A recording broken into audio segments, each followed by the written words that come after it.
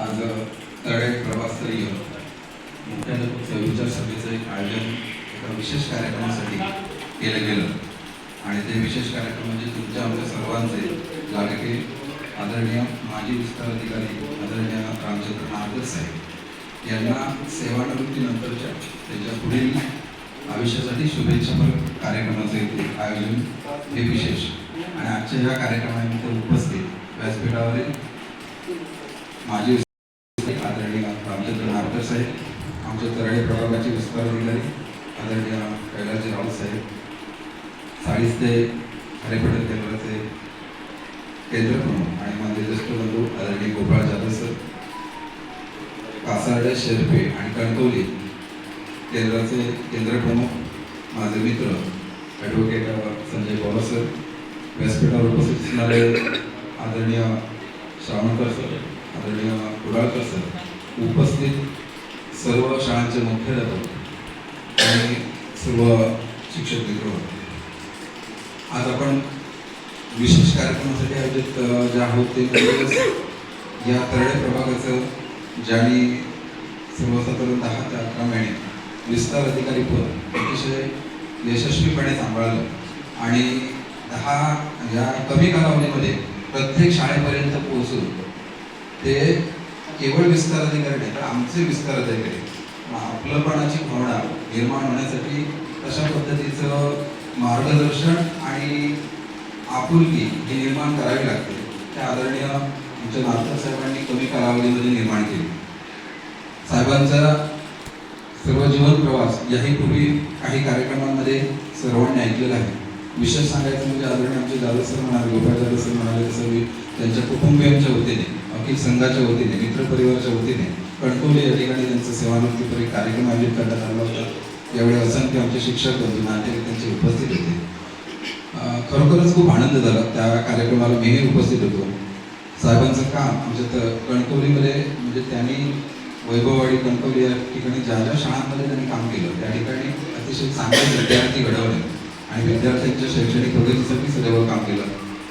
कणकवलीतून तरडे प्रभागामध्ये आल्यानंतर साहेबांचं ओझरनंतर शाळेसाठी येण्याची ओढ ही सुरुवातीपासूनच मला नेहमी दिसून आली. परंतु वेळेअभावी बऱ्याचदा राहून जाते. साहेबांची पहिली ज्यावेळी त्यांची आमच्या शाळेला भेट झाली त्यावेळी मी शाळेत उपस्थित नव्हतो आणि मला पुढे तसं काय आलेलं नव्हतं. बऱ्याचदा आमच्याकडे नेटवर्कला फोन लागत नाही. परंतु जाऊन आल्यानंतर साहेब म्हणाले की तुमच्या शाळेमध्ये आम्हाला जावणार. शाळेमध्ये असलेलं निवासी संकुल आणि शाळेमध्ये चालवत असणारे विविध उपक्रम, लोकसहभाग याबद्दल साहेबांना नेहमीच विशेष या शाळेचं कौतुक राहिलं आणि त्यांनी ते केलंय. विशेष सांगण्यासारखी आणि दुसरी गोष्ट म्हणजे तरळे प्रभागाच्या वतीने आज मला यावर्षीचा उत्कृष्ट आदर्श शिक्षक पुरस्कार मिळाल्याबद्दल आपण तरळे प्रभागाच्या वतीने या प्रभागाचे विस्तार अधिकारी, आमचे आदरणीय दोन्ही केंद्र प्रमुख, प्रभागातील सर्व मुख्याध्यापक आणि शिक्षकांनी नियोजन करून माझा हा जो सन्मान केला त्याबद्दल मी तुम्हा सर्वांचे ऋणी आहोत. त्याबद्दल मी धन्यवाद व्यक्त करतो.